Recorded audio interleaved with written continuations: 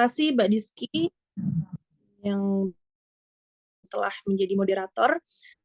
Senang sekali Mbak Diski karena telah lama kita tidak berjumpa. Iya, Ning. Oke. Untuk mungkin teman-teman ya mengikuti beberapa kelas dan kelas untuk malam hari ini bersama saya. Panggil saja Firda ya, karena namanya Demiratul Firdaus itu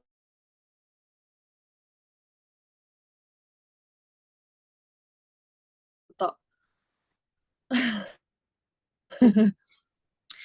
Ya, oke, judulnya mencari, bertemu, ta'aruf dan menikah, tapi tidak semudah itu Ferguson. Jadi nggak semudah mencari, kemudian bertemu, langsung ta'aruf, enak banget langsung menikah. Ada proses, ada perjalanan panjang di balik itu semua gitu ya.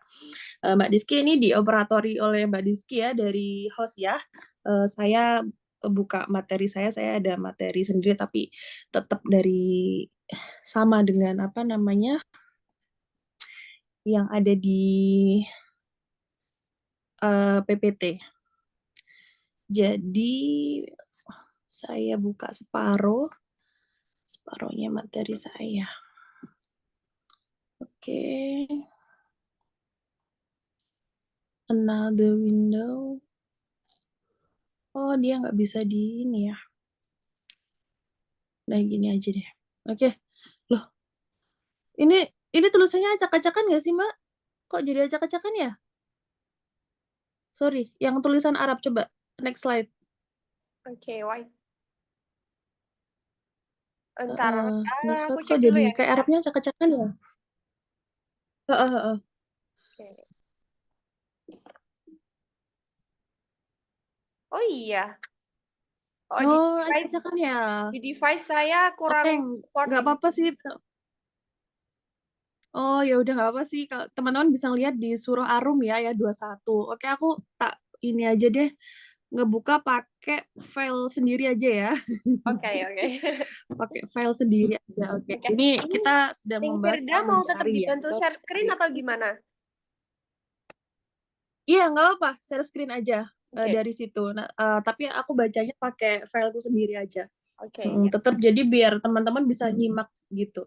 Oke, kita bahas dulu ya yang mencari itu bagaimana pentingnya mencari jodoh secara sehat dan bertanggung jawab. Jadi kalau kita mencari jodoh itu jangan cuma mencari yang ganteng ya, yang good looking, yang cuman cantik, melihatnya secara fisik saja. Loh, tapi apakah itu, Neng? Apakah cantik itu nggak penting? Ya penting ya. Apakah ganteng itu nggak penting? Ya penting. Tapi jangan hanya mencari yang good looking saja. Tapi apa? Good rekening. Ya benar sih, good rekening iya. Maksudnya bukan itu. Tapi carilah yang sehat dan bertanggung jawab. Sehat apa? Sehat jasmani, sehat rohani, sehat finansial, sehat mental, ya. Sehat apa lagi? Sehat secara iman, sehat secara akal, ya, dan bertanggung jawab. Ini penting sekali ya. Ingat, jangan hanya mencari yang good looking. Oke. Kemudian sebelum mencari jodoh, kita pahami dulu niat, tujuan, dan prinsip-prinsip dasar dalam pernikahan. Apakah benar menikah hanya bertujuan untuk memenuhi kebutuhan biologis semata, atau menikah hanya agar tidak dianggap nggak laku, atau hanya untuk saingan sama teman-temannya yang sudah menikah, kok aku belum gitu, yang lainnya sudah punya anak, atau disuruh sama orang tuanya itu loh, tetanggamu itu sudah punya anak 5, kamu kok belum nikah ya. Pahami dulu tuh niat dan tujuan menikahmu tuh untuk apa. Jangan sampai salah niat, jangan sampai salah tujuan ya. Atau kadang yang anak-anak muda zaman sekarang itu niat tujuannya apa, untuk taruhan, taruhan sama temennya, itu loh, cewek, cantik gitu kan, taruhan sama temennya, misalnya seperti itu, ya itu udah salah niat seperti itu. Atau mungkin itu cewek primadona desa gitu kan, buat taruhan, "Wah dia loh, aku bisa menaklukkan hati cewek, paling cantik sedesa." Awas, jangan salah niat. Dipahami prinsip-prinsip dasar dalam pernikahan. Difahami makna tujuan dari pernikahan itu sendiri. Dalam surat Ar-Rum yang tulisannya tadi jadi acak-acakan ya, bisa dibuka sendiri dalam Al-Qur'annya, surah Ar-Rum ayat 21, yang sering kalian dengar kalau ada hajatan, kalau ada pernikahan, ya. A'udzubillahi minasyaitonirrajim wa min ayatihi an khalaqalakum min anfusikum azwajan litaskunu ilaiha wa ja'ala bainakum mawaddatan wa rahmah inna fi dzalika laayatil liqaumi yatafakkarun. Jadi ini beda dengan terjemahan Al-Qur'an Kemenak. Maksudnya gimana nanti kita bacakan ya. Kalau di Kemenak pasti di antara tanda-tanda kekuasaannya ialah dia menciptakan untuk kalian suami ya, yang ditulis tuh istri dari jenis kalian sendiri. Padahal maknanya di sini itu kan suami istri, artinya pasangan. Jadi di sini saya terjemahkan dengan bojo. Bojo itu apa ya? Suami ya istri gitu loh. Dan di antara tanda-tanda kekuasaannya ialah dia menciptakan untuk kalian bojo. Bojo apa? Pasangan dari jenis kalian sendiri. Supaya apa? Supaya cenderung dan merasa tentram kepadanya dan dijadikannya di antara kalian rasa kasih sayang. Sesungguhnya pada yang demikian itu benar-benar terdapat tanda-tanda bagi kaum yang berfikir. Begitu. Jadi sakinah itu apa? Sakinah itu ketenangan untuk siapa? Untuk suami istri dan dari suami istri. Jadi bukan hanya dari suami kepada istri atau dari istri kepada suami, tapi dari suami istri kepada suami dan istri. Jadi sama-sama, saling-saling. Di sini konsepnya sakinah itu seperti itu. Ada mubadalah atau ketersalingan di dalamnya. Begitu ya, bisa difahami ya. Nanti kalau dengar di mantenan, di hajatan, mendengarkan ayat ini, jangan dipahami tugas memberi ketentraman itu hanya seorang suami. Jangan. Atau tugas memberi ketentraman hanya seorang istri. Suaminya habis kerja pulang ke rumah. Di rumah ada istri. Oh, berarti tugasnya istri dong memberi ketentraman. Ya benar, tugas seorang istri. Tapi begitu pula suami. Suami juga bertugas memberi ketentraman kepada istri. Sama-sama bertugas atau berkewajiban memberikan ketentraman dan sama-sama berhak untuk menerima ketentraman. Begitu ya, teman-teman. Kemudian surah Ar-Rum ayat 21 ini menegaskan 3 prinsip dasar pernikahan dalam Islam. Ada 3 prinsip pernikahan dalam Islam dijelaskan dalam surah Ar-Rum. Tujuan pernikahan adalah ketenangan jiwa, litaskunu ilaiha, tenang, tentram. Pernikahan bukan hanya antara dua fisik, tetapi dua jiwa. Artinya kebutuhan fisik dan kebutuhan jiwa itu sama-sama harus ditunaikan. Jadi bukan hanya kebutuhan fisik ya, ada jiwa yang harus ditunaikan. Semua kebutuhan fisik ya, sandang, pangan, papan, kebutuhan biologis harus sama-sama terpenuhi tanpa mengorbankan ketenangan jiwa sebagai tujuannya. Nah, yang kedua, ketenangan jiwa itu didapatkan jika dasar relasi pasutri adalah cinta kasih keduanya, bukan kekuasaan, bukan juga kepemilikan mutlak satu pihak atas lainnya. Nah, ini yang perlu diperhatikan ya.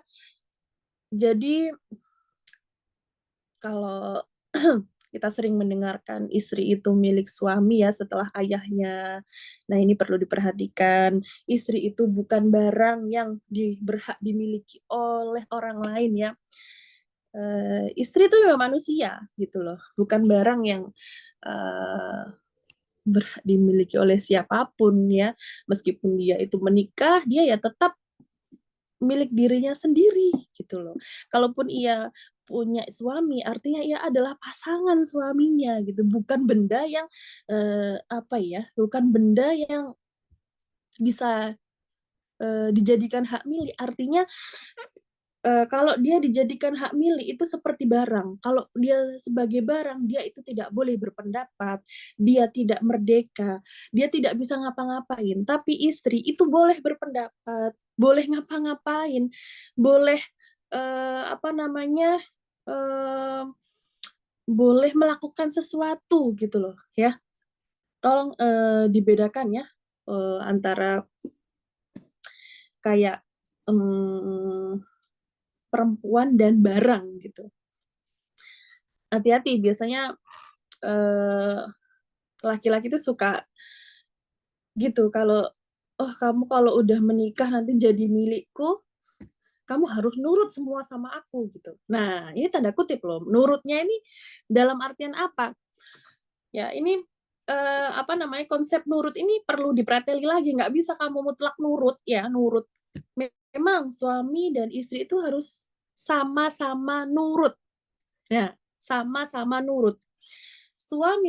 Istri nurut kepada suami, suami juga nurut sama istri. Bukan hanya istri nurut sama suami, tapi suami nggak mau nurut sama istri.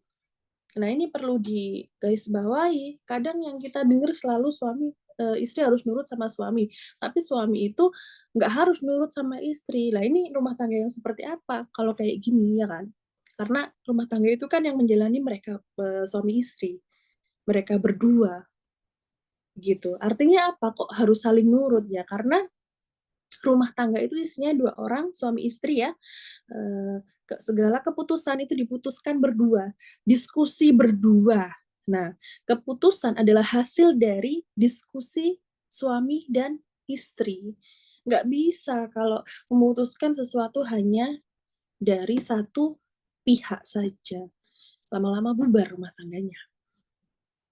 Oke, nah kalau kita bicara soal mawaddah, mawaddah itu apa? Mawaddah adalah cinta yang memberikan manfaat pada pihak yang mencintai, sedangkan rahmah adalah cinta yang memberi manfaat pada pihak yang dicintai. Jadi suami istri ini harus sama-sama memiliki, memelihara dan menyuburkan cinta yang memberi manfaat pada diri sendiri sekaligus pasangannya, sekaligus suaminya atau istrinya. Jadi itulah ada konsep dari mawaddah warohmah.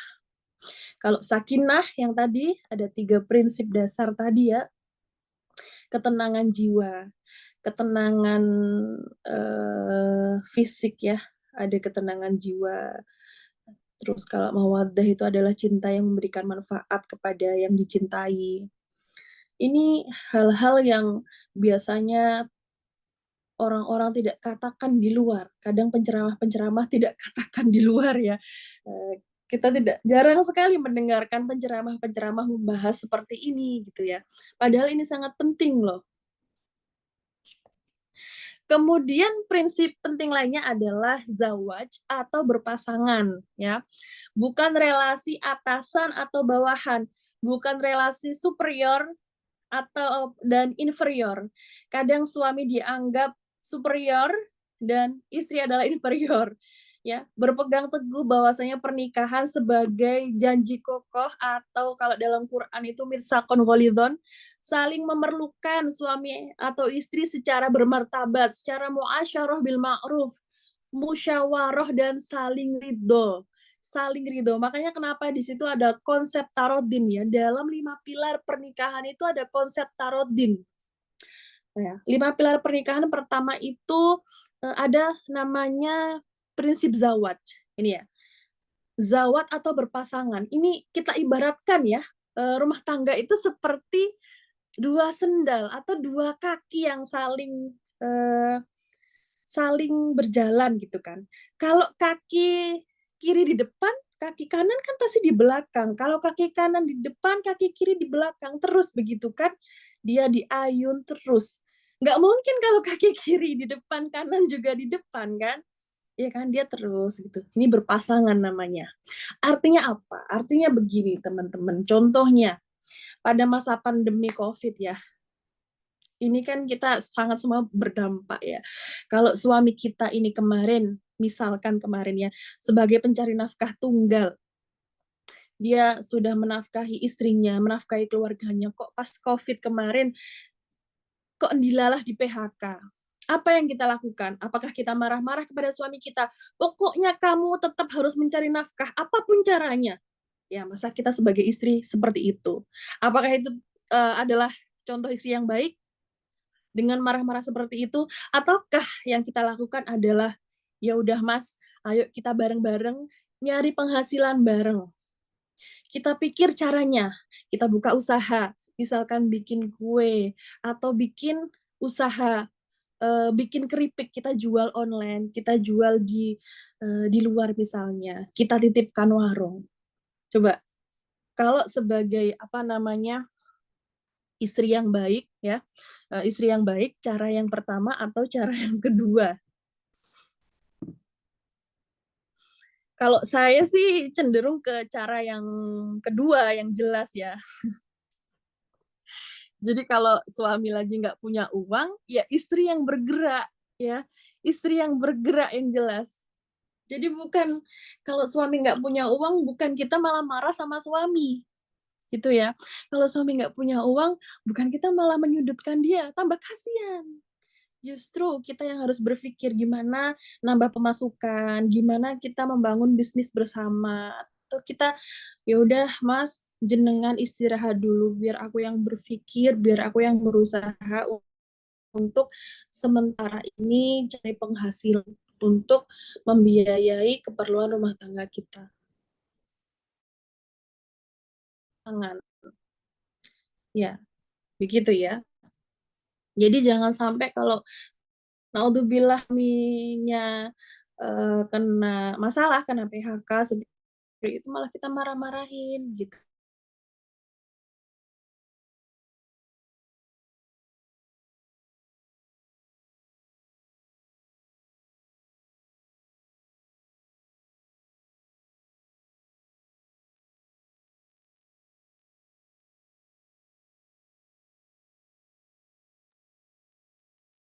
Oke. Halo, Neng Firda.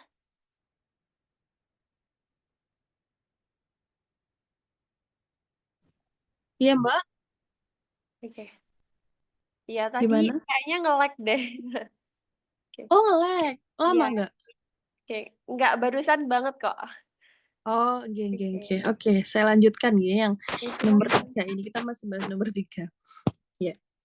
Oke, jadi ada yang namanya konsep tarodin atau saling ridho. Saling ridho itu,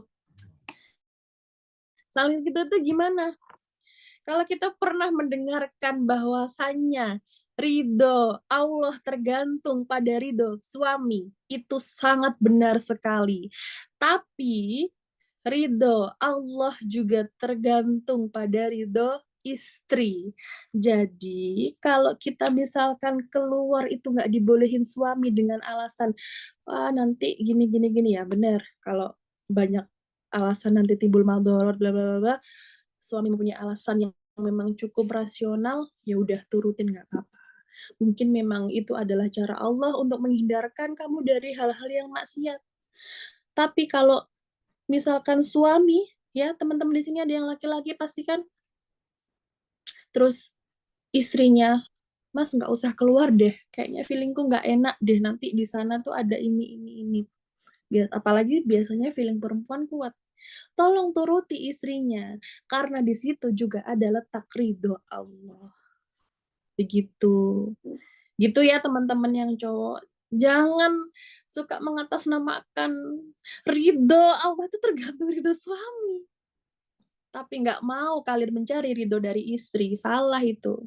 Kalau kalian bilang ridho Allah itu tergantung ridho suami, kalian juga harus percaya bahwa ridho Allah juga tergantung pada ridho istri. Tolong catat ya. Oke, next slide, Mbak. Kok saya kayak ceramah? Oke, ini apa ini? Oh ini Tungkahul Mar'atuli Arba'in ini kayaknya ya. Semrawut gitu tulisannya. Ya, jadi ini adalah hadis yang kayak Tungkahul Mar'atuli Arba'in limaliha walihisabiha wajamaliha walidiniha fatfar bidatid din teribat yatik.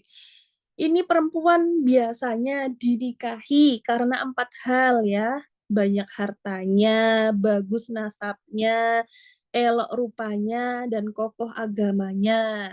Jadi curahkanlah atensi lebih kepada perempuan yang kokoh agamanya kalau tidak mau celaka. Next slide. Tapi di sini saya jelaskan ya. Kata pilihlah karena agamanya, maka kamu selamat. Ini jadi Rasul hanya memberi satu standar ya, yaitu agama, yang artinya agama itu sebagai standar tunggal kriteria calon istri maupun suami. Yang pada intinya apa? Intinya adalah takwa. Jadi carilah yang paling bertakwa kepada Allah. Orang yang takwa adalah orang yang mempunyai hubungan baik kepada Allah, sehingga akan melahirkan hubungan yang baik pula dengan makhluknya. Kita tidak pernah bisa memastikan kualitas iman kita kepada Allah Subhanahu wa taala, apalagi kualitas iman orang lain. Tapi satu hal yang pasti, semakin tinggi iman seseorang kepada Allah, maka sikapnya semakin baik kepada makhluknya. Seperti dawuh Gus Dur, orang yang baik kepada Allah pasti baik kepada ciptaannya. Next slide, Mbak.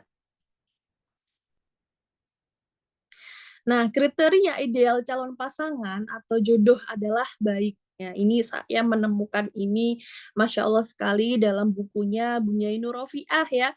Baik ini baik itu gimana ya? Nah, ini ada beberapa indikator. Pertama, saling tidak menuntut taat mutlak karena sama-sama yakin bahwa taat mutlak itu hanya kepada Allah Subhanahu wa taala. Jadi, kalau ada suami bilang, "Kamu harus taat kepada saya." Nah, ini harus digarisbawahi, taatnya yang seperti apa gitu loh. Ketaatan kepada makhluk itu harus dalam batasan tidak maksiat kepada Allah. Ketaatan bukan kepada figur, melainkan kepada nilai. Nah, mumpung kita bahas ketaatan, saya mau juga membahas beberapa permasalahan yang sekarang sedang viral, sedang banyak terjadi. Misalnya, masalah banyak di pesantren yang mengatasnamakan ketaatan, ya. Kamu harus taat kepada saya, makanya kamu harus mengikuti saya. Misalnya kemarin, kamu harus mau menikah dengan saya. Kemarin ada contohnya kasus di pesantren, katanya harus taat sama dia dengan cara dinikahi gitu loh, tanpa adanya wali. Nah, itu kan dengan iming-iming taat, iming-iming kamu harus nurut kepada saya. Nah, teman-teman semua, mohon maaf, jangan sampai percaya dengan ngapunten ya, mohon maaf, meskipun ini pengurus pesantren, jangan ya, ketaatan kita kepada pengurus pesantren itu hanyalah sebatas ketaatan kepada kebaikannya. Jangan sampai kita itu taat mutlak. Paham ya? Paham ya di sini? Karena ditakutkan namanya makhluk ya. Kita kan tidak tahu ya namanya makhluk. Makhluk itu kan Masya Allah namanya manusia pasti ada godaannya. Takutnya kalau disuruh maksiat seperti yang telah terjadi itu, dengan iming-iming ketaatan. Kemudian pasti takut, oh kalau aku tidak mengiyakan, nanti saya dianggap tidak taat. Saya nanti dosa. Tolong ya, jaga diri teman-teman semua gitu loh. Ya, meskipun sebenarnya tidak semua pesantren seperti itu, tapi alangkah baiknya ketika kita sebagai santri mungkin sebagai temennya santri ya, mungkin teman-teman semua punya teman yang santri ya, mungkin bisa dibilangin teman-temannya atau mungkin calon santri ini jangan sampai mempunyai ketaatan mutlak, karena ketaatan mutlak satu hanya kepada Allah Subhanahu wa taala. Ingat ya. Ketaatan bukan kepada figur, tapi kepada nilai kebaikan itu. Jadi kalau sudah tidak ada nilai kebaikannya, kita tidak wajib untuk taat. Ingat, kita tidak boleh taat kepada keburukan. Aku merinding bilang ini, tapi ini harus saya sampaikan gitu ya. Demi kebaikan kita semua. Ini benar, ini pesan apa ya, karena saya sangat prihatin banget kayak kayak ketika saya ngelihat kasus-kasus pesantren yang seperti itu, banyak korban, banyak kasus. Ya Allah, ini saya tahu ini mencoreng nama pesantren gitu ya, mencoreng bahkan institusi saya sendiri sebagai sebagai putri dari saya punya pesantren, bahkan ya pesantren besar di Kediri gitu kan. Apakah tidak mencoreng eh, institusi saya sendiri? Ya jelas gitu loh. Tapi harus saya sampaikan kepada semuanya gitu ya, teman-teman di sini. Jadi jangan sampai kalian itu taat kepada keburukan, taat kepada kemaksiatan ya. Jadi kita harus pintar menilai apakah yang saya taati ini adalah sebuah kebaikan atau keburukan. Kalau ini sebuah kebaikan, ya monggo. Tapi kalau ini sebuah keburukan, loh saya kok nikah tapi nggak pakai wali, apakah itu benar? Ya, apakah ini benar? Ya kan? Oh ini salah, berarti tidak wajib kita taati. Tolong ya teman-teman, saya itu eman banget kalau ada perempuan disakiti, kayak oh, ada perempuan sampai kayak ada kekerasan seksual itu, ya Allah saya itu berebes. Tapi ya apa yang bisa saya lakukan ya? Yang saya bisa lakukan adalah mencoba bagaimana memperingatkan teman-teman untuk agar hati-hati. Seperti itulah ya. Tolong ya teman-teman, mungkin temannya bisa disampaikan seperti itu. Oke, yang kedua, tidak saling takut dan menghalangi potensi pasangan ya. Kayak pernah saya diwawancarai Edu Online, bagaimana saya ketika menikah dengan Mas Daniel, kenapa saya itu kok percaya kepada beliau gitu kan. Karena saya sebelum menikah kita udah berdiskusi untuk tidak saling menghalangi mimpi pasangan gitu loh. Beliau tidak menghalangi apa yang saya ingin lakukan dan saya tidak akan menghalangi apa yang beliau ingin lakukan gitu, selama apa yang kita lakukan itu sama-sama tidak menimbulkan maldarat kepada kepada saya dan suami saya gitu. Tidak tidak menjadikan maldarat kepada keluarga kita gitu. Selama itu positif. Jadi tidak menghalangi potensi pasangan, tidak menghalangi mimpi pasangan. Jadi teman-teman, untuk yang belum nikah, monggo terapkan ini. Kasih ke pasangan, ke calonnya, ada 4 kalau nggak salah ya indikatornya. Jadi kasih ini, kalau kamu mau jadi istri atau suami saya, baca ini. Saya maunya pasangan yang kayak gini. Kasih aja tulisan ini ya, di capture atau nanti mungkin dikirim sama Mbak Rizky. Saya maunya punya pasangan yang seperti ini, tidak takut dan menghalangi potensi pasangan. Karena ada loh yang apa namanya, takut misalnya saya ini si cewek udah S2.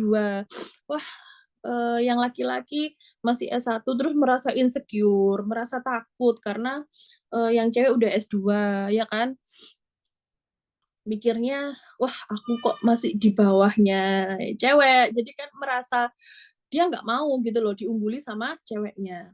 Jadi jangan jangan mau kalau ada laki-laki yang merasa insecure dengan potensi kamu gitu loh. Terus sebaliknya, suami istri harus saling mendukung untuk terus maju dan sama-sama menggunakan kemajuan masing-masing dan dalam bidang apapun sebagai modal untuk, maaf ya banyak tiponya ini kayak nulisnya sambil ngantuk, untuk kemaslahatan bagi diri dan pihak lain seluas-luasnya. Selalu bersama mengantisipasi dan mengatasi resiko pilihan atau sama-sama maju. Seperti itu. Ingat ya, jangan menurunkan standar kalian. Ya, kalau memang teman-teman yang di sini perempuan ini sudah mungkin berpendidikan tinggi, kok teman-teman yang cowok tuh nggak berani ya ngedeketin kita karena mungkin pendidikannya sudah tinggi gitu ya. Apa gimana ya, aku tak nyari yang ini aja ya. Jangan menurunkan, jangan berarti dia tidak layak untuk kamu gitu loh. Jangan turunkan standarmu. Nanti bakal ada kok orang yang memang standarnya itu sama dengan yang kamu harapkan. Please, jangan turunkan standar kamu. Tenang aja, pasti ada yang tidak insecure dengan potensi kamu, yang tidak insecure dengan pencapaian kamu. Begitu. Saya dulu juga gitu. Ketika saya S2, dengan keadaan yang seperti itu, dan saya sedang kuliah S2, sopo sing gelem sama aku gitu ya. Terus ternyata ada seorang Ada seorang sutradara yang datang, beliau itu S1, meskipun sutradara, dia masih S1, dia datang. Ya nggak insecure lah, mau sutradara. Tapi alhamdulillah ya, menerima apa adanya keadaan saya. Saya menyebutkan bagaimana keadaan saya, terus beliau jujur bagaimana keadaannya, dan kita saling menerima ternyata. Jadi kita tuh nggak bisa loh kayak kayak gini, kita mencari orang yang sempurna, nggak akan ada, nggak akan ada. Kita pasti apa ya, gini, kita akan mencari seseorang itu mungkin di circle kita dulu, kemudian ketika kita sudah dapat, ya, kita sudah dapat, oh apakah orang ini orang yang baik. Nah, kita mencarinya lewat mana? Lewat teman-temannya. Kita tanya. Kemudian lewat circle-nya. Circle-nya gimana sih gitu kan? Bisa juga lewat medsosnya. Orang ini provokatif nggak sih postingannya? Atau jamet, jamet lagi. Alay nggak sih postingannya? Bisa loh. Atau mungkin ya wis teman-temannya, circle-nya, organisasinya. Nah, ini gimana? Nah, kalau sudah kita cari, terus kok, oh iya, iya, iya. Kita udah tahu nih baik buruknya. Oh, aku terima nih, dia, oh buruknya gitu, gitu kan. Oh, aku masih bisa sih nerima gitu. Ya udah, nggak apa-apa. Karena apa? Nggak ada yang 100% akan baik gitu loh. Pasti ada kurangnya. Tinggal bagaimana kita bisa nggak nerima keburukan dia. Masih bisa kita tolerir nggak keburukan dia. Karena nggak mungkin dia 100% baik. Gitu loh. Ada pasti buruk-buruknya. Ya tukang ngupil lah, tukang kentut lah. Ya nggak gitu sih maksudnya. Tapi pasti ada buruk-buruknya, pasti ada, ya. Tapi ya, bisa nggak kita tolerir keburukan dia? Karena apa? Karena kita ya, kita yang lagi nyari, kita juga nggak 100% sempurna. Ada beberapa juga, ya kan? Nggak ada yang sempurna. Kita punya bro, kita juga buruk ya, ada keburukan. Nah, kalau sudah dapat dia juga diskusi lah, diskusi. Tolong tapi ya, kalau udah bener-bener kalian niat mau menikah, jangan asal cinta ya. Bilang nih keburukan.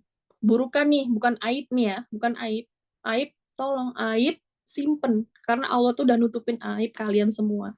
Jangan diumbar-umbar ya.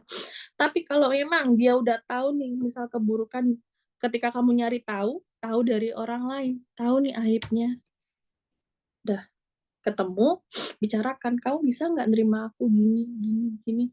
Sepakati dulu nih sebelum kalian bener-bener nikah. Kalau nggak, dia akan jadi bom waktu ketika kalian udah nikah. Yang jelas, kamu nggak boleh ngumbar aibmu sendiri. Tapi kalau tahu dari orang lain, dan kamu tahu, dia tahu, bicarain sebelum menikah. Jangan sampai jadi bom waktu ketika menikah. Oke, next slide, Mbak. Ini kurang berapa menit? Masih lama ya? Aku boleh minum dulu ya, bismillahirrahmanirrahim. Masih lama kok, Ning. Oke, lanjut. Ya, boleh. Oke, siap. Nggak ngantuk kan nih yang dengerin? Enggak kok, Ning. Oke, ketiga, sama-sama bisa menjadi mitra dalam segala bidang. Oke.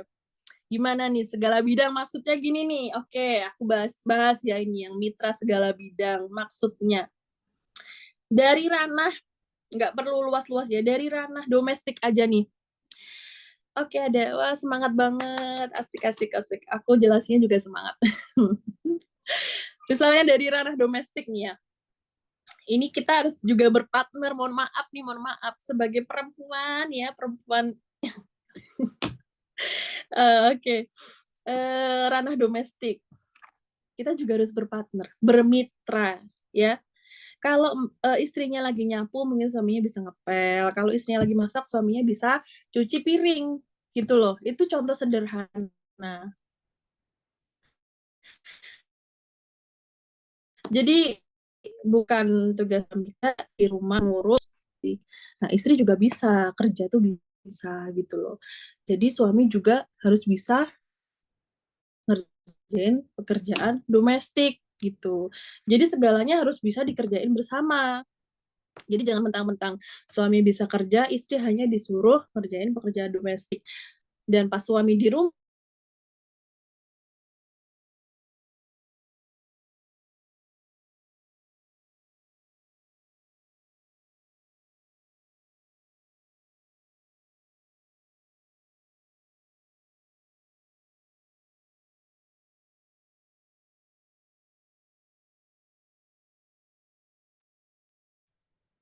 Oke. Halo, Neng Firda. Apakah masih ada di room Zoom? Neng ke mute suaranya. Mbak kok tadi mati? Ini kayaknya koneksinya jenengan, Neng. Oh, Oke.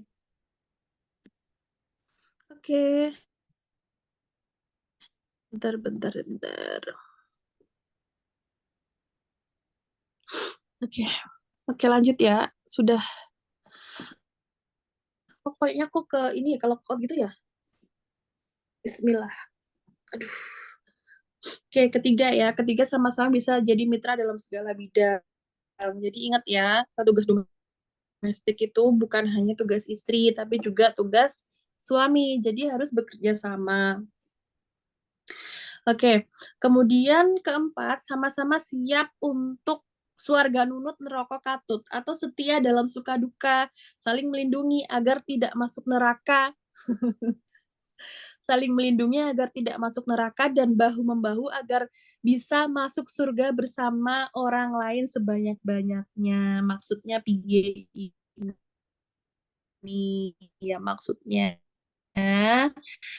bermanfaat untuk diri sendiri, kemudian pasangan dan juga sebanyak-banyaknya, maksudnya sebanyak-banyaknya orang gitu loh. Eh, maksudnya gini, kita itu kalau mau menikah, selesailah dulu dengan diri sendiri. Maksudnya ya nggak selesai tuntas gitu, pasti ya dengan permasalahan-permasalahan misalnya dengan mantan gitu kan, selesaiin dulu, jangan jangan mempunyai PR masa lalu, misalnya kayak apa ya, masalah dengan mantan belum putus tiba-tiba udah nikah sama orang lain, ya ini kan benar-benar menimbulkan hal-hal yang madorot, ya kan, misalnya seperti itu ya. Kalau memang punya mantan ya diselesaikan dulu, putus dengan baik-baik gitu kan, jangan ghosting tiba-tiba nikah dengan orang lain, ya selesaikan kenapa kalian harus selesai dengan mantan itu gitu, baru nanti berapa tahun, berapa bulan baru cari apa ya nikah. Jangan 2 hari gitu langsung nikah. Wah ini jadi kasus nanti kan. Gitu ya. Terus kalau udah selesai dengan diri sendiri, selesai dengan PR masa lalu ya, barulah ciptakan keluarga baru. Yaitu saling melindungi agar tidak masuk neraka, itu maksudnya dalam ibadah pasangan itu kan harus saling mengingatkan. Jangan kok ibadah itu ya ibadah sendiri, suaminya nggak diajak, istrinya nggak diajak, misalkan sholat subuh, terus aku tak sholat dewi, bojoku cek turu ya, aku tak sholat subuh sendiri, suamiku biar tidur aja, nggak dibangunin, ini kan nyari surga sendiri gitu loh, ya kan, nyari pahala sendiri, pasangannya nggak diajak, pernikahan tuh tidak seperti itu, begitu ya, ya siapa yang bangun duluan, dia yang membangunkan, begitu. Ini namanya bahu-membahu agar masuk surga gitu. Dan mengajak bersama-sama, mengajak orang lainnya. Jadi bisa memberikan manfaat kepada orang lain juga. Terus kelima, tidak hanya menikahi tubuh, tapi juga pikiran dan hati kita. Sehingga sama-sama berusaha untuk saling memenuhi kebutuhan fisik, intelektual, kurang L, dan spiritual sebagai pasutri yang baik, pasangan suami istri yang baik. dan menggunakan pertimbangan akal budi keduanya dalam bertindak. Gitu. Jadi nggak hanya menikahi fisik ya, tapi pikiran dan hati itu juga harus sinkron. Jangan sampai kalian hanya menikahi orang itu karena menikahi tubuh saja. Misalnya kalian itu dijodohkan. Hanya terus ketika dijodohkan kalian belum mantap hatinya sudah menikah. Kasihan orang yang kamu nikahi. Sebaiknya minta waktu untuk memantapkan hati baru menikah gitu. Kasihan kalau kayak ceritanya Hati Suhita itu kan kasihan banget Alina ya kan. Udah pada nonton Hati Suhita. Itu contohnya. Kalau hanya menikahi tubuh, bahkan dia tidak disentuh gitu loh. Itulah yang maksudnya menikahi tubuh ya. Eh, atau bahkan bukan, itu hanya menikah apa ya? Hanya menikah secara formalitas ya, meskipun sah ya, dia tidak disentuh. Padahal Alina itu sudah cinta sama Gus Biru. Tapi pikiran Gus Biru itu masih pada mantannya. Itulah contoh yang tidak selesai dengan masa lalu. Begitu. Jangan sampai seperti itu. Jadi selesaikan dulu dengan masa lalu, barulah memulai dengan orang baru. Pikiran harus sinkron, hati harus sinkron. Jadi kalau belum mantap, jangan menikah dulu. Perlu kemantapan hati. Yakin bagaimana ya, istikharah dulu. Ya, istikharah dulu. Terus berusaha untuk yakin ini adalah jodoh yang terbaik ya. Kalau udah ada istikharah, petunjuk ini loh yang terbaik gitu kan. Tapi kalau kasusnya Gus Biru itu, kalau memang ada kasus seperti Gus Biru itu ya, itu kan istikharahnya pasti baik ya, istikharah dari orang-orang alim udah baik. Yang jadi masalah adalah Gus Biru yang belum move on dari Rengganis. Gitu. Jadi kalau mau menikah, usahakan sudah move on dulu dengan masa lalu. Jangan belum move on tapi sudah menikah dengan orang lain. Itu akan membawa luka ke dalam orang baru. Itu ya. Terus sekufu ya. Ini sekufu adalah mereka yang bisa saling mendekatkan keduanya dengan Tuhan hingga menjadi anugerah bagi semesta. Sebentar kok langsung gitu ada quote gitu kayaknya sekufu.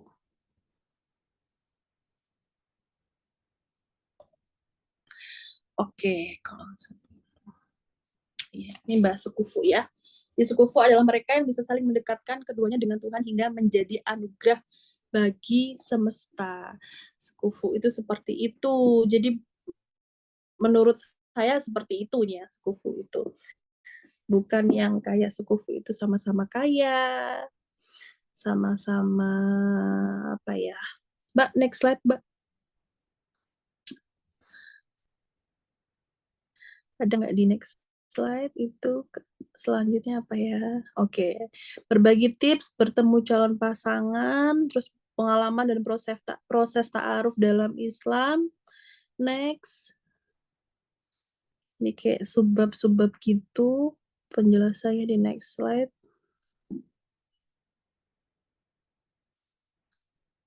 Oke, yaitu bertemu calon pasangan ya, pilih dari circle yang positif gitu ya. Ini konsep ta'aruf dalam Islam. Ta'aruf itu adalah upaya saling mengenal antara laki-laki dan perempuan. Oh ini, ya ini aja Mbak, ini aja. Gak apa-apa Mbak, aman-aman. Yang mana ya nih? Ya kayaknya nge-lag deh ininya. Jenengan. Di Ya nggak apa-apa. konsep ta'aruf kah? Iya itu aja nggak apa. Aku tak baca Okay. materiku. Ya bertemu tips dan pengalaman, berbagi tips praktis untuk bertemu calon pasangan, pengalaman dan proses ta'aruf dalam Islam. Jadi konsep ta'aruf dalam Islam yaitu ta'aruf adalah upaya saling mengenal antara laki-laki dan perempuan yang sudah memiliki kesiapan, kematangan diri dalam menuju perkawinan yang sah di mata hukum ya. upaya mengenali pasangan seperti ini ada pada masa Rasulullah yang pada saat itu lebih dikenal dengan istilah nador ya. Ta'aruf ini dilakukan dengan mediator orang tua atau saudara. Pasti sudah sering mendengar ya, bagaimana ta'aruf itu kadang calonnya disuruh bawain minum ya, minum, dilihat gitu kan. Nah, dalam proses ta'aruf sebaiknya yang dilakukan adalah mengenali calon pasangan dengan sebaik dan sedetail mungkin. Bentar.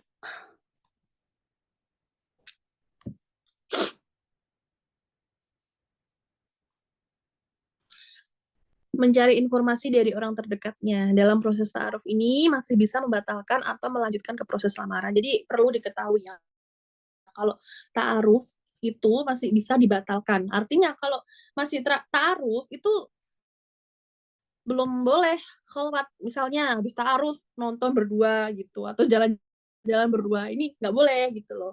Ta'aruf itu bukan berarti udah sah, belum sah. Bahkan setelah lamaran pun itu belum boleh, kayak berduaan itu belum boleh.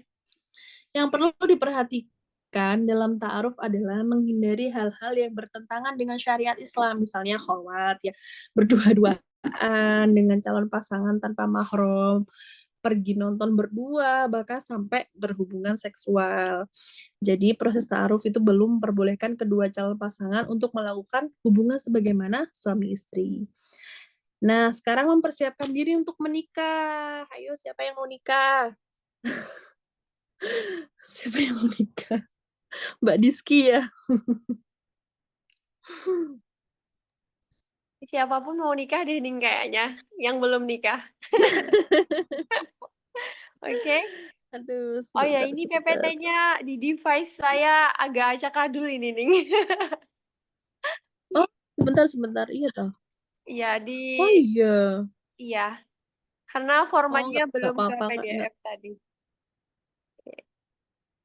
Oh, iya, ya, tak bacakan dari sini ya. Oke. Sebentar, sebentar, sebentar. Sebentar nih.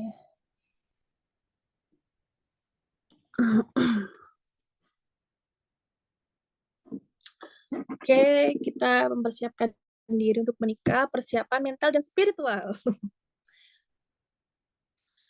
Oke, pentingnya persiapan mental dan spiritual sebelum menikah ini ya. Pernikahan bukanlah ajang perlombaan di mana dia yang paling cepat menikah adalah dia yang menang. Tenang, tenang, tenang. Yang belum dapat jodoh, tenang.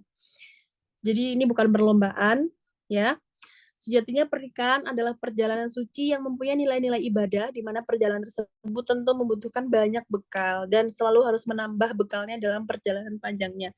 Jadi kalau teman-teman lagi mudik ya, ini ibaratnya kalau teman-teman lagi mudik, kan dari rumah itu pasti bawa bekal kan, ya kan? Nah, terus berhenti di rest area, ngapain? Pipis, ya kan? Berhenti, terus ke Indomaret misalnya. Sebut merek. Ya pokoknya nambah bekal. Nah, pernikahan tuh juga seperti itu, nambah bekal untuk melanjutkan perjalanannya. Jadi teman-teman sebelum menikah ya nggak apa-apa belajar ilmu pernikahan, ilmu pranikah itu nggak apa-apa untuk bekal ketika akan menikah. Jadi belajar dulu ilmu pernikahan, belajar ilmu parenting ya, belajar ilmu finansial nggak apa-apa. Nanti ketika menikah itu berguna banget. Terus ketika sudah menikah, tambah lagi ilmunya, belajar lagi ilmu pernikahan, tambah lagi upgrade ilmunya, gitu. Itu nggak apa-apa ya. Karena tadi pernikahan itu perjalanan panjang, perjalanan yang suci yang sangat panjang, di mana dibutuhkan banyak bekal. Bekalnya harus di-upgrade terus menerus. Itulah ibaratnya ya, ibarat menikah itu seperti kita mudik ya.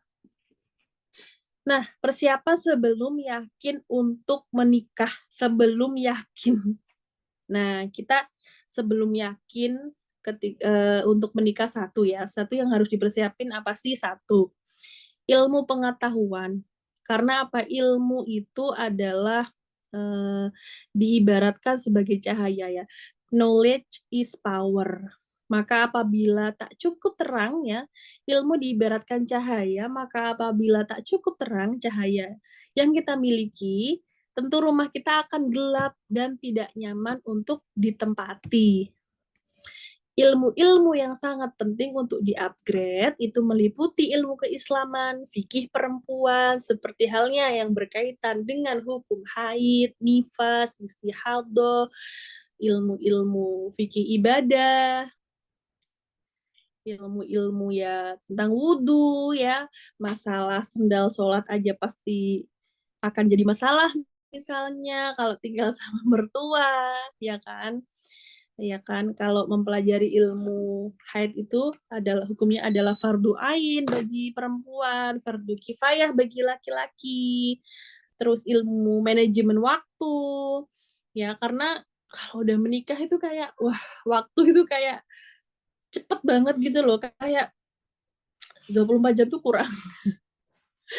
Ya, harus membagi antara pekerjaan ya, pekerjaan di rumah, pekerjaan kantor, terus waktu dengan anak, dengan suami, dengan istri ya, terus manajemen komunikasi. Nah, komunikasi dengan suami ini juga penting banget. Suami dengan istri, hati-hati, salah-salah bikin sakit hati. Ini penting banget. Terus ilmu kesehatan reproduksi, kehamilan, kesehatan, banyak banget ilmu parenting. Terus ini bahkan ilmu parenting kita pelajari itu dianjurkan sebelum mempunyai anak ya. Jadi ketika kita sudah punya anak, tinggal praktek. Tapi jangan salah kaget-kagetnya karena tidak tidak apa ya, wah aku udah belajar ilmu parenting nih tinggal praktek. Tapi pas praktek loh kok beda. Tapi ketika kita sudah punya ilmu parenting, kita sudah intinya istilahnya kita sudah punya apa ya teorinya ya, sudah punya pegangan ketika praktek, oh kok tidak sama. Jadi kita akan punya solusi-solusi yang solutif gitu loh. Malah enak. Tapi kalau kita nggak punya ilmu parenting, bingung ketika sudah praktek. Gitu. Itu yang saya rasakan di 3 anak. Dengan ilmu yang berbeda-beda. Kemudian ilmu financial planning, mengatur keuangan ya dalam rumah tangga, harus ilmu bisnis ini harus kita pelajari ya untuk rumah tangga itu. Jujur ini bener ya. Terus kita harus meluruskan niat, memperbaiki akhlak kita. Wah, banyak banget untuk yang kita harus persiapkan sebelum menikah. Memperbaiki ibadah wajib dan membiasakan diri mengamalkan ibadah sunnah ya, agar terbiasa membina keluarga yang penuh dengan amalan-amalan sunnah, seperti bersiwak, tadarus, membaca wirid, sholat sunnah ya. Jangan sampai ya, karena kesibukan kerja, kesibukan eh, mengurus rumah tangga, kita sampai melupakan ibadah-ibadah sunnah ya, cuma ibadah wajib aja yang dikerjakan. Ini jangan sampai seperti itu. Kemudian persiapan fisik, karena sangat lelah sekali, akan sangat melelahkan sekali mengurus rumah tangga. Apalagi kalau tanpa ART. Oke. Oke, Mbak, slide selanjutnya apa tadi? Oke, selesai dengan diri. Apa ini? Kok tiba-tiba selesai dengan diri sendiri? Next slide apa? Apa itu persiapan sebelum persiapan sebelum yakin untuk nikah. Oh, ini. Oh, persiapan fisik. Oh, persiapan fisik ya. Oh, oke. Selanjutnya ya. Ada melurus persiapan sebelum yakin menikah tadi, yang pertama adalah mempersiapkan ilmu pengetahuannya. Ilmunya itu tadi ya yang saya sebutkan. Yang kedua adalah meluruskan niat. Kembali ke awal tadi, niatnya apa ya, niat menikah untuk apa, jangan sampai salah lagi ya. Yang pertama memang untuk memperoleh ridho Allah, itu aja, itu dulu. Jangan sampai niat kita untuk menyakiti orang. Jangan sampai kita niat menikah, aku pengen menyakiti dia atau menyakiti orang lain dengan menikahi dia. Jangan sampai niat seperti itu. Jadi niat berperkara ridho Allah ya. Atau niat niat menikah agar pengen kaya. Jangan sampai niat seperti itu, karena uangmu, hartamu akan habis kalau kamu niat seperti itu. Ya. Kemudian memperbaiki akhlak tadi ya, 4 memperbaiki ibadah, persiapan fisik, terus ya tadi menjaga kebersihan, merawat diri, olahraga, apalagi biasanya yang mau nikah ya, yang mau nikah itu olahraga, terus menerapkan gaya hidup sehat, dan persiapan mental minimal bisa mengelola emosi sendiri. Ini minimal ya, minimal. Karena kalian nanti akan hidup dengan orang lain yang selama ini nggak pernah tinggal sama kalian. Orang lain loh ini ya, suami atau istri ini kan orang lain. Kalian nggak pernah tinggal serumah, tiba-tiba habis akad nikah jebret, tinggal sekamar sama orang lain, bangun tidur, lu siapa? Nggak kenal, ya kenal dong. Lu siapa orang lain, ya kan tiap hari ketemu, tiap hari senggolan, kayak piring tiap hari temu itu kan pasti ada retak-retaknya, pasti ada emosian, ada bertengkar, itu pasti. Nah, kalau kalian nggak bisa mengelola emosi kalian sendiri, yang pasti, yang ada pasti muring-muring, marah-marah, kasihan pasangan, kasihan kalian sendiri juga. Paling tidak, kalian bisa mengelola emosi sendiri. Kemudian yang ketujuh yaitu selesai dengan diri sendiri. Meminimalisir PR masa lalu sebelum memulai perjalanan baru. Ini penting sekali, jangan sampai membawa PR masa lalu ke masa depan. Jangan sampai membawa PR masa lalu ke dalam rumah tangga yang baru dimulai.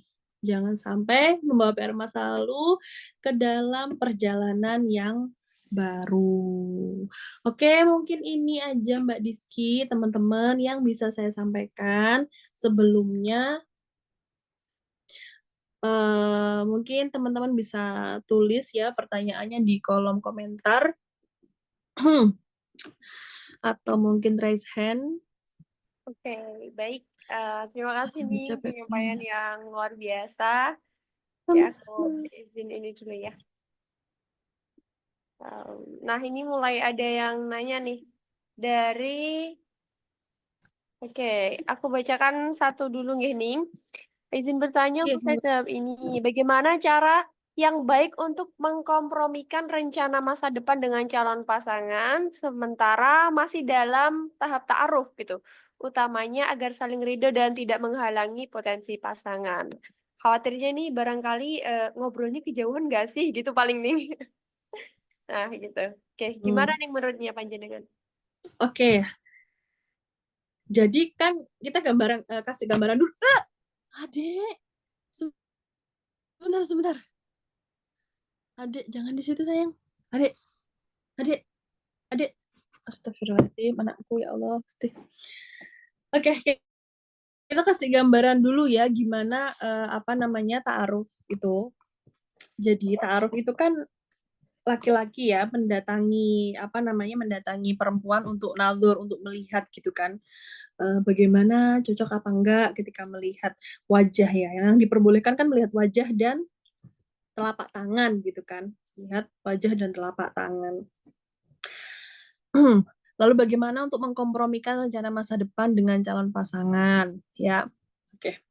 Satu, bisa kok, bisa. Karena di situ ada mahram, ada orang tua mungkin ya, ada orang tua, ada saudara. Yang penting dalam tahap percakapan itu tidak hanya berdua-duaan, tidak ada kholwat. Atau bisa disampaikan oleh wali gitu kan. Mohon maaf, ini anaknya mintanya seperti ini. Atau bisa pas tahap lamaran ya, pas di sebelum lamaran. Misalnya habis ta'aruf, eh, oh iya, mau kan, keduanya mau, tapi mintanya seperti ini. Ini seperti perjanjian pranikah. Ini kan boleh kan, perjanjian pranikah itu kan boleh. Nah, itu juga diperbolehkan untuk apa namanya mengkompromikan tahapan-tahapan rencana masa depan itu. Gitu, Mbak. Siapa? Mbak. Mas Wijaksono. Mohon maaf, Mas. Ya. Jadi pas apa namanya pas Masnya datang ke rumah si cewek lagi si mbaknya itu bisa langsung bilang gitu. Atau pas dia udah setuju, nanti sebelum lamaran ada perjanjian-perjanjian, mungkin juga ada perjanjian pranikah ya. Itu boleh disampaikan, Mas. Untuk visi misi masa depannya seperti apa gitu. Keren, Mas. Oke. Semangat. Ya, jadi Gitu emang Mbak Rizky ya. iya iya. Jadi emang sepenting itu ya, Ning, kalau zaman sekarang untuk apa, bikin perjanjian pranikah. Meng itu Iya, juga buat, apa ya, buat keamanan buat si perempuannya juga dan dari pihak laki-lakinya juga, gitu. betul betul betul. Heeh, bahkan sekarang kan naudzubillah ini usum-usumnya selingkuh itu ya, Mbak, itu kan perlu banget perjanjian pranikah, Mbak. Mhm. Menurut kita semua Iya. gitu. Oke Usum-usum. Ya Allah, sekarang zamannya kok kayak gitu ya Allah. oke. Baik, kita next di pertanyaan selanjutnya ya, Ning. Nah, ini ada Nggih, pertanyaan monggo. dari Mbak Imas Tia.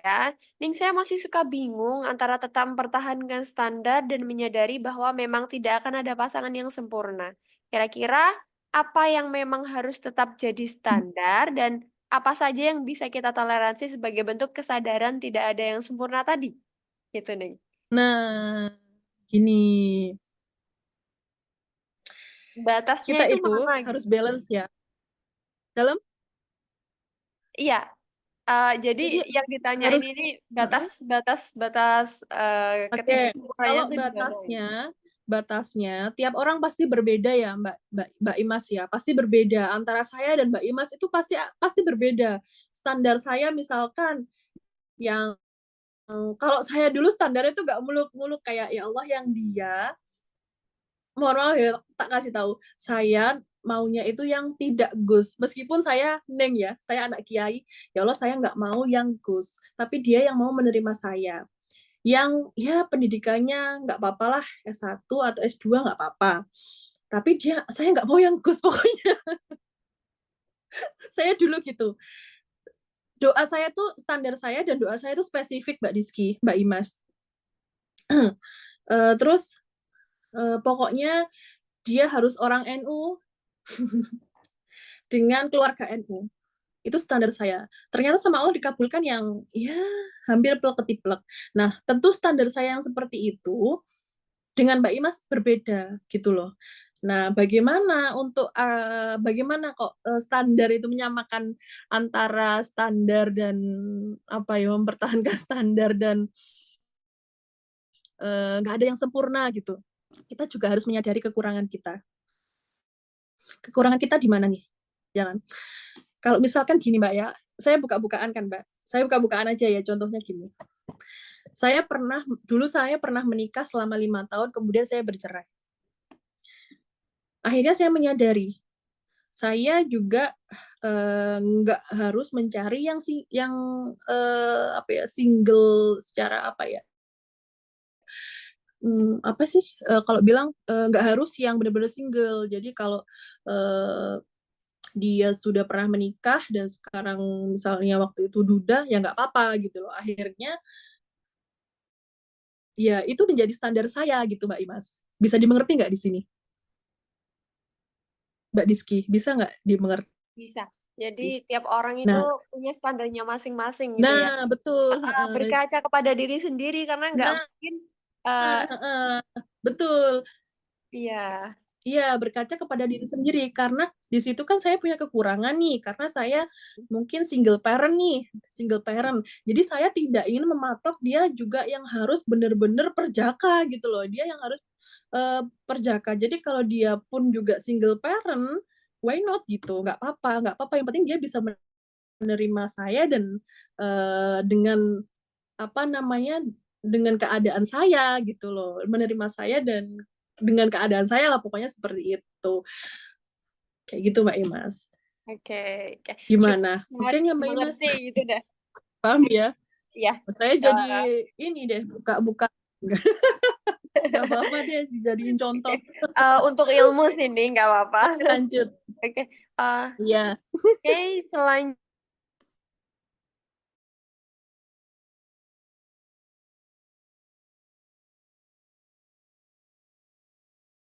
melihat calon pasangan itu benar-benar baik dan taat sama Allah. Karena mungkin ada saja yang berpura-pura di awal setelah menikah baru ketahuan sifat aslinya. Seperti yang disampaikan Ning tadi tentang pengurus pesantren bisa saja melakukan hal-hal yang tidak baik, begitu. Gimana Ning pendapatnya Ning Firda? Untuk ngelihat atau menakar kata-katanya di awal tuh gimana? Kan bisa aja pas kenalan itu ya pura-pura Mhm. baik gitu, biar dilihat baik gitu. Coba tanya circle-nya. Kalau dia kayak circle apa ya? Biasanya orang itu eh, terbuka itu di circle-nya. Tapi cenderung circle-nya itu cenderung tidak ingin terbuka di publik gitu kan. Tapi kalau secara personal biasanya dia tuh gimana sih? Tapi kalau ngobrolnya ya nggak harus di publik gitu loh nanyanya. Kayak face to face, kayak secara pribadi gitu. Dengan circle-nya salah satu circle-nya itu kadang akan sedikit terbuka, dia tuh gimana sih gitu kan. Itu akan ada celah gitu, Mbak. Gini, kalau nyari tahu tentang seseorang, satu memang circle-nya. Ya, kayak misalkan di organisasinya atau teman dekatnya. Tapi jangan memperlihatkan kalau kamu itu sedang mencari tahu gitu loh. Kayak pasti pasti dia akan curiga kan, pasti akan curiga kalau emang ngapain lu nanyain dia gitu kan, ngapain lu nanyain dia, kalau kamu bilang oh ada yang suka nih pasti dikasih tahu yang baik-baik, jadi jangan sampai ketahuan untuk mau ini mau apa ya, mau khitbah misalnya gitu loh. Gimana caranya kamu tahu sifat sebenarnya dia tapi tanpa tahu kalau mau naksir gitu, naksir lah, apa ya istilahnya? Hmm, mau mau menikah sama dia gitu. Gitu Mbak, Mbak Jihan. Karena memang ya orang orang tuh di awal tuh bahkan teman pun kadang tuh di awal tuh pura-pura baik gitu kan, pura-pura baik, tapi eh, ternyata pas di akhir ya Allah naudzubillah gitu loh. Naudzubillah ini tuh yang sulit untuk diprediksi sebenarnya ya. Makanya kenapa kalau saya tuh kalau ditanyain banyak ditanyain ini loh aku tuh udah kenal sama orang gini-gini mending aku segera nikah nggak sih jangan dulu deh kalau baru kenal gitu kan kecuali kalau memang dia itu dikenalkan sama orang tua dan orang tuamu sudah lama kenal misalnya atau saudaramu udah lama kenal artinya kan saudaramu udah tahu dia gimana ya kan sifatnya gimana itu baru ya monggo tapi kalau kamu baru kenal dia udah niat serius jangan dulu gitu. Saya pasti kayak gitu. Jangan dulu deh. Takut soalnya. Kenapa? Satu, saya curiganya kenapa kok buru-buru nikah? Ya kan? Pasti jadi pertanyaan nih. Kenapa kok buru-buru nikah? Yang kedua, eh, orang yang buru-buru nikah itu kayak cenderung menutupi sesuatu menurut saya ya. Meskipun mungkin emang niatnya baik karena nggak mau pacaran. Tapi menurut saya cenderung ya Allah, seudahnya saya bukan seudon. Ini lebih ke kehati-hatian. Cenderung menutupi sesuatu. Kenapa kok buru-buru itu? Gitu. Jadi Mbak, mungkin ya kalau Mbak Jihan ini di awal itu apa namanya kelihatan taat gitu. Jangan langsung percaya. Biarkan mengalir dulu lah. Mengalir dulu sambil dicari tahu bener-bener detail, dicari tahu bener-bener detail. Yang kelihatan alim tuh ya Allah Mbak belum tentu ternyata ya. Betul, belum tentu. Iya. Kadang Dan mengkhawatirkan juga ya ning cover iya, seseorang itu. betul betul betul. Gini aja Mbak, bukan berarti pacaran ya, maksudnya gini. Jadi ketika kita kenal seseorang, ya, kenal seseorang, jangan langsung diajak ke pelaminan, diajak menikah, amati dulu saja, amati dulu tapi tidak pacaran ya, amati dulu saja sambil ta'aruf, ta'aruf sambil mengenali dia, sambil dicari underground lah, nggak usah di depan dia tanya-tanyanya, aku mau tanya temenmu loh, jangan gitu. Jadi diem-diem aja gitu, nggak usah bilang dia kalau lagi nyari tahu tentang dia gitu. Nyarinya lewat siapa? Pasti ketemu. Saya dulu nyari tentang suami saya juga tanpa sepengetahuan suami saya dan ketemu ternyata malah saya itu bertemu dengan teman SMA-nya suami saya dalam satu organisasi di RMI. Gitu, pasti Ya, ketemu. Padahal itu wah jauh sekali kok. Ternyata jodoh gitu. iya. Ya, the Gitu. power of Mungkin next. stalking ya, Ning ya sekarang itu. Iya, Oke. Nah, baik, ini ada pertanyaan juga. Ini gimana ya cara ta'aruf yang benar dan kalau ta'aruf yang benar tadi udah dijelaskan ya. Ini dari Mbak Dewi dari Jakarta mm-mm, Timur. Nah, cara ta'aruf yang benar tadi udah dijelaskan. Nah, jika mm-mm. sudah tidak memiliki orang tua, terus sudah minta dikenalkan teman, saudara, namun masih belum menemukan, belum ada hasilnya gitu nih. Belum ketemu sama calonnya. Gimana nih? Kalau masih belum ketemu ini. Kayaknya pertanyaan Aku teman-teman, juga karena kan jodoh itu bingung misteri ya. caranya. Iya, siapa tahu ngaji guys buka ini taruh gitu. Aduh, ini barangkali Mbak Fafa bisa open mic nanti. Sebelumnya udah pernah Iya, nih, mungkin. Ding. Oh iya bisa difasilitasi gitu kan. Kalau ini kayak Aduh. Mbak Fafa deh yang bisa jawab. Iya deh, difasilitasi taruh gitu. Ya, Mbak Fafa ya. Iya, Neng. Oh iya. Gitu ya Mbak Dewi ya. Nanti Mbak Fafa yang jawab. Oke, Oke, lanjut Mbak. oke, Dikit lanjut. kok di pertanyaannya bisa dijawab semua insya Allah. Nah, oke, selanjutnya adalah izin bertanya, sejauh apa informasi yang perlu diutarakan pada saat ta'aruf nih? Batasannya apa saja sih yang boleh disampaikan? Saat ta'aruf, Mm-mm. sebenarnya eh, informasi itu mm, sedetail mungkin tuh nggak apa-apa. Yang penting nggak yang terlalu vulgar gitu loh. Kayak kalau nama jelas keluarganya seperti apa. Sebenarnya kalau informasi itu nggak ada batasan ya, cuman kan yang dibatasi itu naldornya atau melihatnya itu loh, Mbak. Melihat yang dibatasi itu adalah wajah dan telapak tangan aja yang diperbolehkan. Kalaupun pakai cadar, cadarnya boleh dibuka gitu. Itu aja. Terus kalau dulu zaman Nabi itu kaki itu boleh dilihat. Jadi kalau zaman dulu itu melihat tanda-tanda itu kayak dari kaki itu tandanya, oh kalau kakinya gini, artinya perempuannya itu begini gitu. Tapi itu jangan dulu ya yang bisa baca. Tapi kalau orang sekarang ya udah nggak bisa baca sih Mbak. Ya, karena kepribadiannya Gitu nggak loh. bisa Jadi dinilai kalau dari kaki aja gitu ya, Ning ya. betul betul kalau di kitab Qurratul Uyun memang kalau jempolnya gini, jempolnya gini, kalau kalau bibirnya gini kadang menunjukkan, tapi saya nggak mau bahas itu sih, kayak merendahkan perempuan banget sih itu sebenarnya gitu loh. Tapi itu tidak valid sebenarnya Iya. eh untuk gitu. Jadi sekarang nggak kayaknya ada informasi yang nggak valid. iya Jadi benar. nggak ada informasi yang dibatasi sebenarnya. Yang dibatasi itu sebenarnya hanya fisik yang dilihat saja, jadi badan yang dilihat aja gitu. Oke, oke. Gitu Izin Mbak Reni.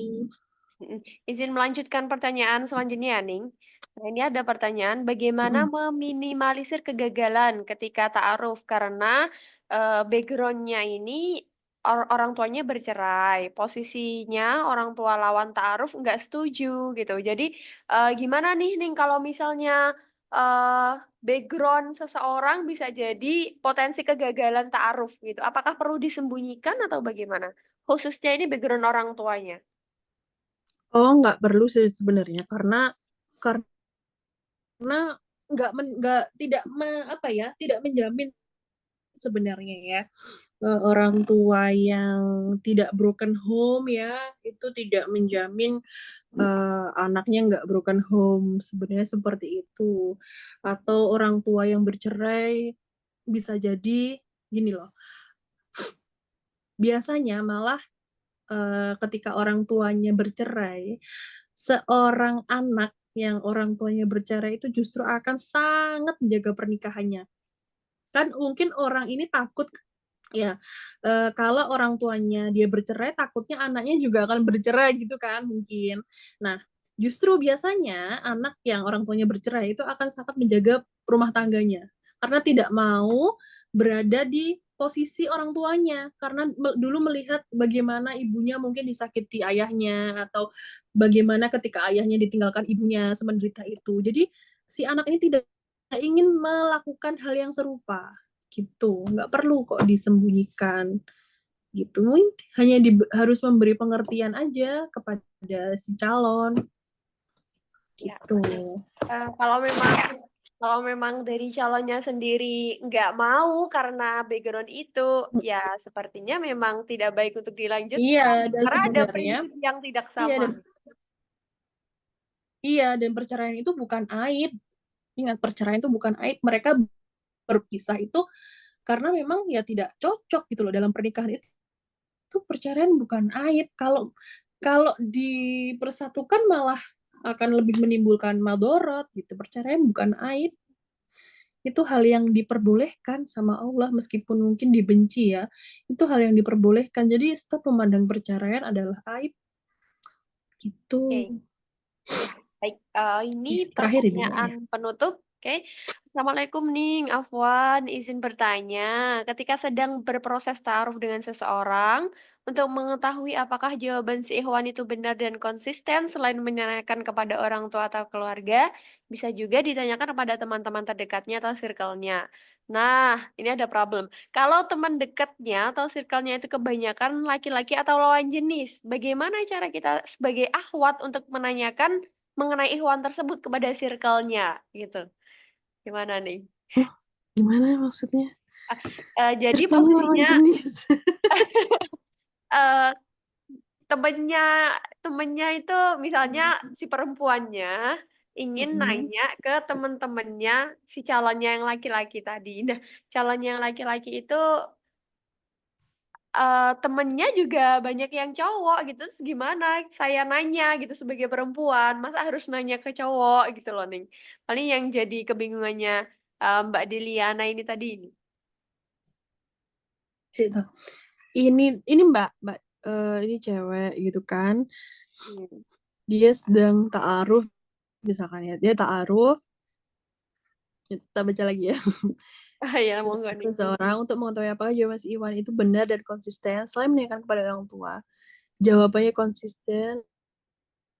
Oh, dia tuh sedang kayak stalking gitu ya. Ya. Bener nggak sih yang dia katakan itu gitu kan?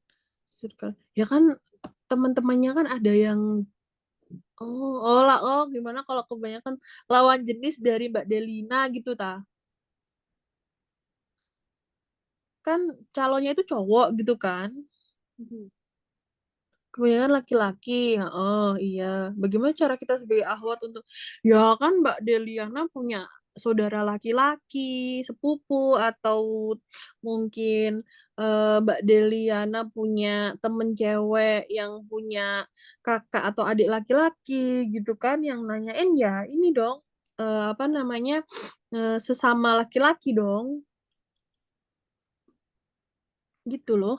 Nggak harus Mbak Deliana langsung yang nanya, gitu. Iya. Jadi bisa diperantarai dengan keluarga atau saudara gitu ya, Ning, ya? Iya, jangan Iya. jangan terjun sendiri gitu loh. Jadi gini loh, kalau kita mendengarkan dulu ya, mendengarkan apa namanya cerita apa namanya Sayyidah Khadijah melamar Rasulullah itu ya nggak langsung Sayyidah Khadijah moro ke Rasulullah gitu, enggak. Jadi Sayyidah Khadijah itu tetap menjaga marwahnya. Beliau mengutus waktu itu pamannya kalau nggak salah. Itu untuk melamar Rasulullah. Terus bagaimana komunikasi dengan Rasulullah ketika belum menikah? Itu mengutus budaknya, namanya siapa aku lupa.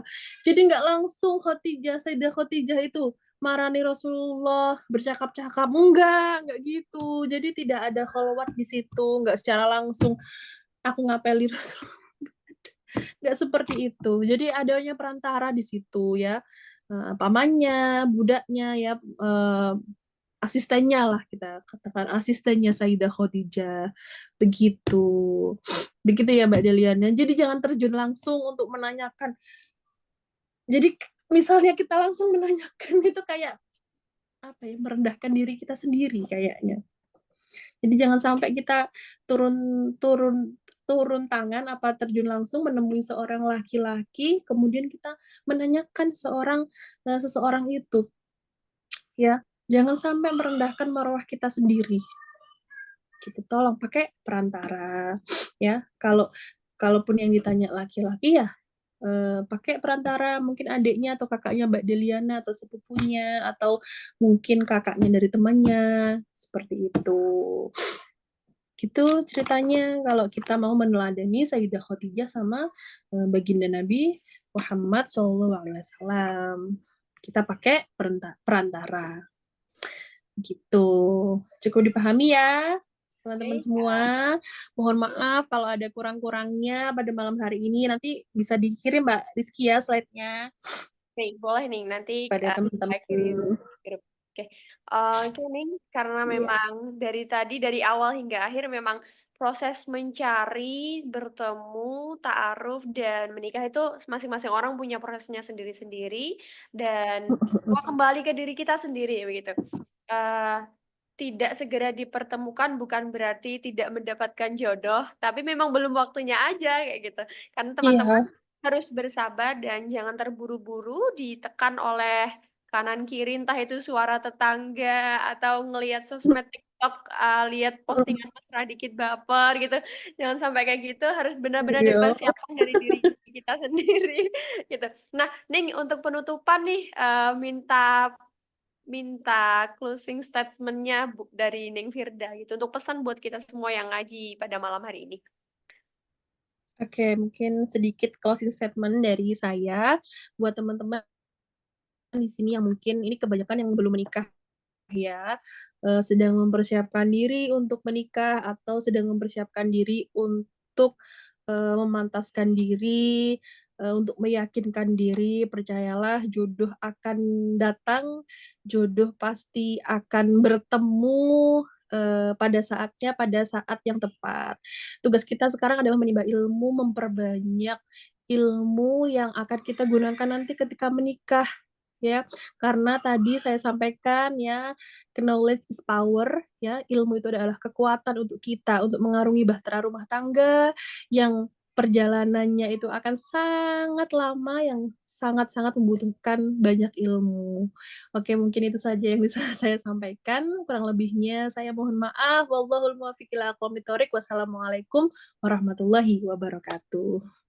Saya Waalaikumsalam. kembalikan kepada Mbak Diski, monggo. Oke, baik Ning, terima kasih banget untuk, malam yang luar biasa kali ini dan maaf, ini kayaknya tadi waktunya sempat mundur ya Ning, karena teman-teman masih persiapan, gitu. Nggih. Oke, eee Nggak apa-apa Mbak Rizky. Oke, iya. Teman-teman, terima kasih juga yang sudah join pada malam hari ini. Semoga ilmu kita yang didapat dari Neng Firda tadi kita dapatkan, bisa bermanfaat buat kita, bisa jadi reminder buat kita. Kita harus benahi diri kita sendiri sebelum kita mencari dan ta'aruf dan proses selanjutnya atau memutuskan untuk menikah, begitu. Nah, Neng Firda, terima kasih sekali waktunya. Mmm, Saya sampaikan sekali lagi, Neng Firda boleh pamit undur diri terlebih dahulu kalau pengen istirahat karena sudah malam, barangkali sudah dicari iya sama Ning Laya sama Ning iya. Cici ya. Iya makasih Mbak Rizky, pamit Oke, undur diri dulu. oke. Terima kasih Assalamualaikum. Ning. Nggih. Waalaikumsalam. Oke, baik teman-teman, terima kasih sekali lagi buat yang hari ini sudah, ikut join bersama Ngaji Guys dan mohon maaf tadi sempat ada terkendala, kami sampaikan lagi sekali lagi, kami ingatkan buat teman-teman kalau misalnya ada problem di grup Telegram boleh langsung hubungi admin kita ya, atau bisa chat atau DM di Instagram kita, atau reply di stories kalau misalnya lagi ada stories gitu. Nah, buat teman-teman, stay tune di pertemuan selanjutnya, semoga kita tetap diistiqomahkan untuk mengaji di sesi selanjutnya. Saya Diski, mohon maaf jika selama membersamai teman-teman ada kekurangan, ada yang, kurang berkenan di hati teman-teman, dan ada beberapa pertanyaan yang belum terjawab, mohon maaf. Kalau misalnya teman-teman ingin ngasih saran, boleh chat WA ke admin kita ya, atau DM. di Instagram kita. Baik teman-teman sekali lagi terima kasih, saya Rizky pamit undur diri. Assalamualaikum warahmatullahi wabarakatuh. Selamat istirahat teman-teman.